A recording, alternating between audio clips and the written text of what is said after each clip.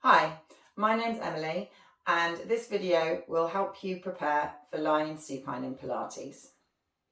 It's very important that your body remains in alignment throughout your Pilates exercises. So whether you're standing, lying on your back or even lying in your front, there are some checks to do to make sure that you're in the correct position.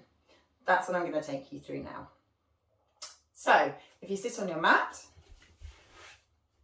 your knees should be roughly at a 90-degree angle and then just roll down onto the mat. So your feet should be hip distance apart, not too wide, not too narrow, because that won't create a straight line. Now, coming up the body, your pelvic floor should be engaged to a level 3. So just the same as in a standing position, you want to draw that pelvis up. So imagine going up in a lift all the way up to level 10. And then you can drop that down halfway to level 5. Then drop that down again, almost halfway to level 3. And that's where your pelvic floor should sit throughout the exercises on your back. Now I'm going to think about your hips. So your hips, when you're standing up, you can tilt them back and forwards. So we're going to do exactly the same on the floor.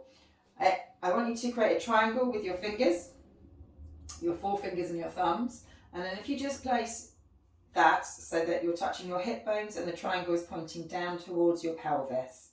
Gently tilt your pelvis forward and back.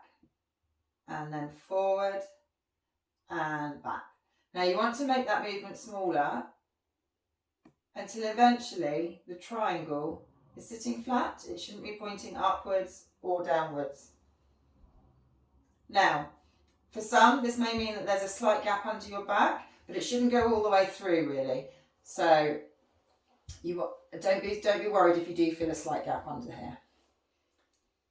Now, the next area to think about is your core engagement.